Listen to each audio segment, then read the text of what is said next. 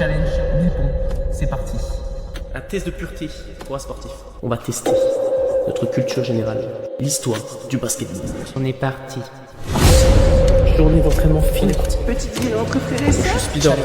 1000 squats.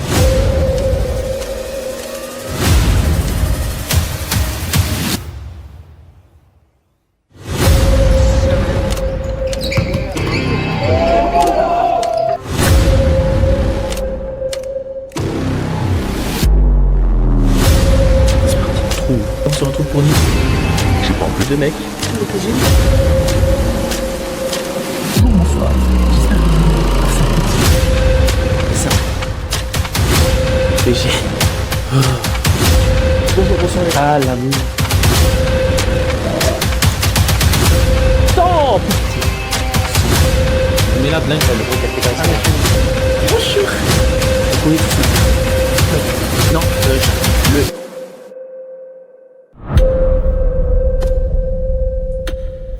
Vas-y, coupe. Ça fait déjà 1 an que je me suis lancé le challenge de faire des vidéos sur YouTube. Mais avant ça, commençons par vous raconter mon parcours sur internet. D'où m'est venue l'idée de faire des vidéos sur YouTube. Parce que oui, avant tout ça, il y a bien longtemps que je faisais des vidéos sur TikTok et Instagram. Et même étant plus jeune sur YouTube. Donc, commençons. On a toujours fait les débiles devant les caméras avec mes cousins. On se donnait en spectacle, à faire tout n'importe quoi. On avait l'air bien con. Mais c'était assez drôle, tu vois. Et on kiffait bien. Quand j'étais plus jeune, je regardais beaucoup de vidéos sur YouTube. C'était l'époque où YouTube, c'était pas comme aujourd'hui. Où Cyprien et Norman cartonnaient à l'époque avec leur podcast. Où t'avais les vidéos gaming sur Call of qui marchaient bien. Avec Gotaga, Monsieur le V12 et Squeezie. Et j'en passe, t'en avais tellement. Bref, je kiffais cette époque. Je jouais aussi beaucoup aux jeux vidéo. Vraiment beaucoup. Puis quand je voyais ce que les autres faisaient sur YouTube, et ce que mon cousin faisait aussi, j'ai voulu aussi me lancer. Faire des vidéos de ce que je kiffais faire. Yo tout le monde, c'est DJLM54 et aujourd'hui on se retrouve pour une nouvelle série. Donc j'ai commencé à faire mes premières vidéos à l'âge de 13-14 ans sur YouTube, sous le nom de DJLM54.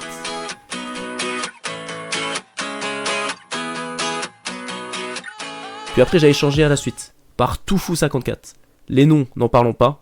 Bref, je faisais des vidéos gaming comme ceux que j'admirais. J'en faisais sur Mortal Kombat, Minecraft, GTA. Yo tout le monde, c'est DJLM54 et aujourd'hui on se retrouve pour une nouvelle vidéo sur GTA 5. J'avais aussi demandé de l'aide à mon cousin pour qu'il m'aide au début, parce que j'étais complètement perdu. Je comprenais rien. Vu que lui faisait des vidéos sur Xbox One aussi, pour filmer on n'avait pas des logiciels comme sur l'ordi, ni des Elgato ou quoi, bref. Moi je filmais avec une appli sur l'Xbox. Et l'audio sur mon vieil ordi. Donc il m'avait aidé sur ça avec quelques logiciels pour faire du montage, comment faire des miniatures, tous les trucs un peu chiants sur YouTube à faire quoi. Je fais mes vidéos, je kiffe ce que je fais, je découvre comment faire un peu de montage. Le seul problème que j'avais, c'est que ça marchait pas du tout. Après je faisais pas ça pour les vues ou quoi, mais quand tu fais des vidéos, t'as envie que les gens découvrent ce que tu fais parce que t'en es fier. C'est des choses sur lesquelles tu bosses, donc que le travail soit reconnu en fait. Donc je fais des vidéos pendant 2 ans, et ensuite j'ai décidé d'arrêter. En fait le problème il venait pas de ma passion à créer des vidéos, ça venait plus de moi en fait. Genre faut savoir qu'à cette époque, j'étais quelqu'un de très très timide, que quand il fallait s'adresser à un public, ou juste à quelqu'un, j'étais déjà en stress total. Du coup quand je montrais mes vidéos, j'avais honte, j'étais gêné, voilà, je manquais beaucoup de confiance en moi quoi. Même pendant que je tournais mes vidéos, j'avais déjà 400 BPM, j'étais en stress total. Donc j'ai décidé d'arrêter pour ces raisons là. Mais aussi parce que ma vie prend un grand tournant, parce que je décide d'arrêter les jeux vidéo pour me consacrer à 200% dans le basket.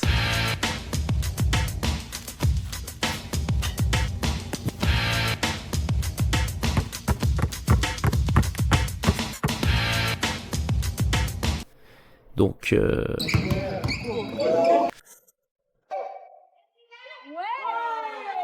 fallait bien arrêter quelque chose.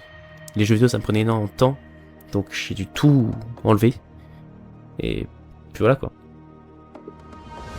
Après 2 ans sans vidéo, je suis toujours autant à fond dans mes objectifs dans le sport.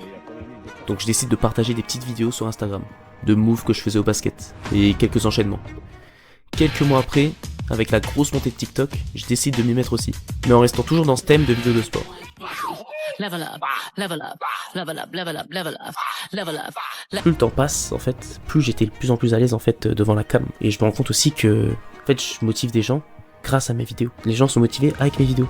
Je me dis c'est incroyable. Je me dis je peux motiver des gens juste en postant des vidéos sur TikTok. Je vois aussi qu'il y a beaucoup de personnes qui partagent la même passion que moi, la même vision de vie que moi en fait. Donc je me suis dit en fait j'ai peut-être un petit truc à jouer quoi. Je me dis que si je peux en motiver plus d'un, bah go continuer à faire ce que je kiffe quoi. Au fur et à mesure du temps, je gagne en visibilité.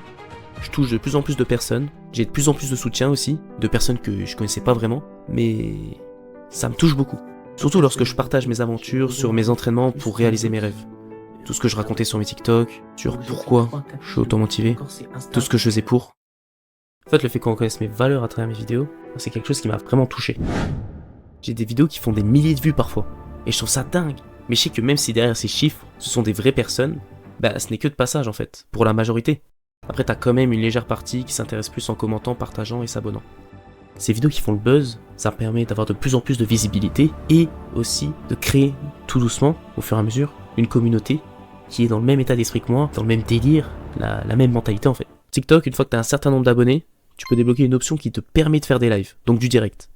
Donc une fois que j'atteins mes 1000 abonnés, je décide de me lancer là-dedans. Je vous avoue au début, j'étais en stress. Les lives c'est totalement différent des vidéos en fait, parce que t'as pas de montage, et tu peux pas choisir quelle partie tu gardes ou non. Là c'est du direct, t'as pas le droit à l'erreur. Au début le nombre de vues était assez minime. En même temps je faisais pas grand chose sur les lives, je parlais pas énormément. Donc au bout d'un certain temps j'ai eu une idée, vu que je faisais des vidéos de sport, de motivation, je me suis dit pourquoi pas faire mon sport, mais en live. Donc là-dessus ça allait un peu mieux, j'attirais un peu plus de personnes. Donc j'avais pas 1000 viewers par live, mais le peu que j'avais, ça me suffisait à essayer d'en motiver le plus possible. Il y a des jours où je faisais 10 viewers, 20, 100 ou 4, 6, bref, ça dépendait des jours. Mais les lives en fait ça m'a permis d'être plus à l'aise en direct. Et aussi au niveau de mes vidéos sur ma communication et au niveau gestuel. Bref, en fait plus le temps passe, plus j'étais en no stress, j'étais tranquille dans les vidéos et j'étais en fait plus à l'aise quoi. Bref, je continue à faire mes vidéos et mes lives, puis au bout de 2 ans, je décide de créer un autre compte TikTok. Mais pas de sport cette fois-ci. En fait, je suis quelqu'un qui aime bien faire le con de base. Puis je voulais me diversifier aussi. Je voyais des vidéos que les gens faisaient en utilisant les sons d'autres personnes, ou des musiques aussi, mais pour en faire un truc drôle. Le but principal de TikTok quoi, tu vois. Donc avec mon frère, on décide de faire notre première vidéo sur un son d'une parodie. Ah putain de merde. Ouais, j'ai pas oublié. Mais enfin, c'est le soir merveilleux de Noël pour les enfants. Excuse-moi, je viens de lâcher une caisse. Respire pas. Puis on en fait encore 2-3 de ce même style. Tu nous parles mal, Alex. N'importe quoi. Si, tu te rends pas compte, mais t'es vachement agressif. En fait, de base, on s'était dit qu'au faire des vidéos ensemble, ça pouvait être fun, ça pouvait être drôle. Sauf que, ça s'est pas fait. Parce que les choses qu'on faisait à côté, c'était compliqué pour se rassembler, pour faire les vidéos en plus et tout, ça allait être trop compliqué. Donc voilà. Donc je devais gérer ces 2 comptes TikTok, plus mon Insta de sport.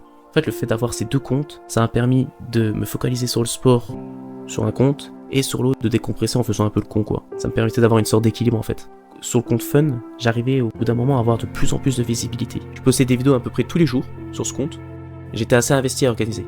Qu'est-ce que vous faites là? C'est quoi le... Non monsieur, faut pas le prendre tout de suite, c'est pas... Qu'est-ce que vous... Un jour, comme à mon habitude, je poste une vidéo. Et là... Gros buzz total. Ma vidéo tape le 1 million de vues. J'en revenais pas. Et j'y croyais pas. En vrai, c'est compliqué de prendre conscience de ce chiffre. C'est 1 million. 1 million de personnes qui ont vu ma gueule en fait. Tu vois, tu te dis waouh. Après, je sais très bien que ça allait pas changer ma vie, très clairement, mais je sais que ça m'a apporté énormément de visibilité sur mon compte et donc sur toutes mes autres vidéos en fait. Donc ça m'a permis d'avoir une montée d'abonnés d'un coup. Donc au bout d'une bonne année des blahouettes, à faire des vidéos sur les 2 comptes, j'ai une envie de faire une sorte de mini-film sur ma vie, en expliquant pourquoi je suis autant à fond dans le basket. J'avais cette idée quand même depuis une bonne année, ça me trottait dans la tête tout le temps, je réfléchissais et je me disais comment je pouvais faire ça. En réfléchissant, pour ce genre de format de vidéo, c'est assez long. Donc pour publier ça sur TikTok, c'était assez compliqué. J'avais envie de faire quelque chose de propre, qu'on puisse regarder en grand. Donc j'ai pensé à YouTube. En fait, depuis un moment, je voulais passer sur cette plateforme, pour faire des vidéos avec un format plus long et travailler en qualité, en englobant n'importe quel thème. Je voulais pas me spécialiser sur une chose, comme sur TikTok. Le problème qu'il y avait sur TikTok également, c'est que je reprenais le son d'autres personnes pour faire ma vidéo. Là, j'avais envie de faire des choses qui viennent de moi, créer mon propre contenu. Donc je me suis mis à écrire cette vidéo, avant de tourner tout ça. Je voulais vraiment pas me louper pour une première vidéo. Donc faire les choses bien comme les pros sur cette plateforme. Une fois l'écriture faite, le tournage puis le montage, je poste ma première vidéo sur YouTube. Depuis ce jour, j'ai eu un déclic. J'ai toujours fait les choses pour leur rendre hommage. À mon papy, à ma tata et à mon ami. J'y pense constamment. On en vient donc au basket, à cette fameuse chose pour laquelle je me donne à 500%. Je dirais même à 1000%. Donc je leur ai fait la promesse qu'un jour, j'atteindrai le niveau le plus haut que je pourrais atteindre au basket. C'est là que mon aventure sur YouTube commence. Sur cette première vidéo, j'ai eu énormément de bons retours. J'en revenais pas, c'était fou. J'ai eu plein de messages de mes proches qui sont venus en me disant que du bon en fait sur cette vidéo. J'avais ému tout le monde en fait. Il y a même des inconnus qui m'ont envoyé des messages en me disant waouh, ta vidéo elle était trop bien, t'as fait me faire chialer sur ça, sur ci. Ouais, j'ai fait 800 vues, mais en fait ça m'a suffi à être fier de moi. Juste rien que pour ça en fait. Maintenant il fallait que je sois régulier dans mes posts sur YouTube. Donc il fallait des idées, des concepts de vidéos que j'avais envie de faire. J'avais envie de faire plein de choses. J'avais envie de toucher à tout. J'avais envie de faire plein de formats en fait. J'avais envie de faire du podcast. J'avais envie de faire des parodies, des vidéos de sport toujours, des sketchs, en fait. Un peu de tout quoi. Que ça soit accompagné de personnes ou non. Mais en fait je voulais faire les choses proprement. C'est juste ça que je voulais. Cette aventure sur YouTube, ça allait être un défi pour moi. Parce que je devais gérer en même temps tout ça. Les entraînements, les cours, ma vie sociale. Bref, je devais m'organiser correctement et être bien structuré dans ma tête. J'ai donc commencé à faire mes vidéos tranquillement. Au début, je faisais de simples vidéos à tourner sur mon ordi. Ça me prenait pas énormément de temps de préparation. Pour ce qui est des autres vidéos, ça demandait un peu plus que tout ça. C'est un peu plus compliqué que ce que vous pensez. Les vidéos qui demandent de la préparation pour des concepts un peu plus sérieux se font étape par étape, dans la continuité du temps. En gros, pour être plus clair, dès que j'ai une idée de vidéo ou quoi que ce soit, je l'écris dans mes notes. Ensuite, dès que j'ai envie d'attaquer un sujet de vidéo, je vais piocher dans ma liste et je me lance dans l'écriture de la vidéo, où j'écris ce que je vais dire ou ce que je vais faire, bref, tout ça quoi. Une fois que le texte il est fini, on s'attaque au tournage. Ce qui peut prendre plusieurs heures pour certaines vidéos, comme celle de John Shot, et le podcast Être en couple. Tout ça, ça peut me prendre une après-midi entière à tourner. Parce que déjà avec les prises fail et tout ça, c'est compliqué d'enchaîner une vidéo sans rigoler, sans bégayer, sans quoi que ce soit. Attends. Mais tu vois, il y a ça qui est sur moi, j'ai 36 minutes. Bébé, tu as fait l'expliquer bébé. Vous allez me dire, est-ce que c'est compliqué de maintenir ce rythme ? Bah oui, je me suis rendu compte de ça au fur et à mesure. En fait que ça prenait tant de malade pour les vidéos préparées, que ça soit au niveau de l'écriture qui me prenait 1 à 2 semaines, au niveau du tournage, du montage qui est le pire truc ça. Je vous le dis, ça peut prendre 1 semaine à être à fond dedans, à tout déchirer, ou ça peut prendre 2 à 3 semaines si je m'y mets 1 heure, 2 heures par jour quoi. Donc je comprends pourquoi les influenceurs ils engagent des monteurs, tu vois. Parce qu'en vrai c'est vraiment, si t'enchaînes les vidéos et que tu te retrouves avec, je sais pas, 3 vidéos déjà à monter, en fait le fait de me mettre devant l'ordi, faire du montage H24, ça va me rendre fou et rien que d'entendre ma voix, je peux pas. Donc de l'entendre en répéter tout le temps, je peux vous dire que t'as vite mal au crâne. Au cours de cette aventure sur YouTube, j'ai essayé de me perfectionner sur chaque vidéo. Sur ça, je suis un perfectionniste. Donc que ça soit au montage, pour la miniature, bref, tout ça, je veux pouvoir m'améliorer et avoir une évolution là-dessus. Et en vrai, je l'ai eu, ce qui est un peu rassurant quand même. J'essaie aussi d'avoir du matos pour pouvoir faire des vidéos de qualité. Pour ce qui est des caméras, pour l'instant, j'attends un peu. Je filme avec mon tel, la qualité elle est en 4K sur nos iPhones. Donc bon, je me dis que pour l'instant ça presse pas. Pour ce qui est des vues, c'est assez moyen. C'est pas ouf. Après faut savoir que YouTube c'est totalement différent de TikTok. Ça va pas mettre tes vidéos en avant comme sur TikTok. TikTok c'est beaucoup plus gratifiant au niveau de ça. Mais bon, je me suis pas lancé là-dedans pour faire des vues. Mon objectif sur cette chaîne c'était de vous divertir, de vous motiver, de faire rire, bref, de tout faire quoi. Puis même pour moi en fait. Rien que pour moi, je kiffe faire des vidéos. Parce que ça me fait des souvenirs en fait, c'est une sorte d'album de ma vie. Parce que il y a des jours où j'ai envie de rien faire. Oui, oui, des fois, il y a des moments, c'est compliqué, je dois le reconnaître, faut l'avouer, on n'est pas toujours au top de sa forme dans la vie, je suis pas un robot. Même si quand je fais mes vidéos, je vous montre que du positif, je vous divertis et tout ça, bah des fois, quand je suis pas au milieu de ma forme, bah je préfère pas forcer les choses. J'ai pas envie de jouer un rôle, à faire semblant, quand je fais une vidéo, je préfère me poser, à faire autre chose, et je pense que c'est mieux. Je veux rester authentique sur cette chaîne. J'ai toujours été transparent avec vous, toujours tout dit, donc voilà. J'ai parcouru quand même, depuis tout ça, un très long chemin. À l'époque, j'étais tellement timide et coincé, je me serais jamais imaginé que j'allais faire tout ça, et en prenant du plaisir en plus. C'est pas grave. Les vidéos m'ont permis d'être de plus en plus à l'aise avec tout ça. Ça a sorti la meilleure partie de moi qui voulait juste s'exprimer, et faire le fou devant vous. Je suis content que tout ça, en fait, ça vous plaise à vous. Il y en a, ils me font des retours positifs, d'autres pas positifs, mais constructifs. Sur des choses qui vont pas dans les vidéos et je prends note de tous vos conseils. Je suis content que tout ça vous plaise en fait. Ça me rend extrêmement heureux. J'ai réussi à construire ma petite communauté avec des personnes qui me soutiennent et qui sont même devenues pour certains des potes. C'est ça que je trouve cool là-dedans, c'est que créer des vidéos, ça rassemble tout le monde en fait. Peu importe d'où on vient, peu importe on est qui, ça rassemble toutes les personnes venues de n'importe quelle région en fait. C'est ça que je trouve magique en fait. Peu importe d'où on vient, si on a le même délire avec la personne, le même état d'esprit, ça se connecte direct et ça crée un groupe magnifique en fait. Voilà les amis, vidéo des 1 an pour cette première année sur cette chaîne. Donc je suis à 185 abonnés au moment où je vous parle. Donc je prends toujours autant de kiff à vous faire des vidéos. Depuis la première, je vais continuer cette aventure avec vous, à vous faire kiffer en postant le plus de vidéos possible que je peux. En tout cas, j'espère que vous kifferez autant que moi et que vous serez toujours au rendez-vous. C'était Linail. Bonne soirée, bonne journée à vous. On se retrouve pour de prochaines vidéos. Tchuss.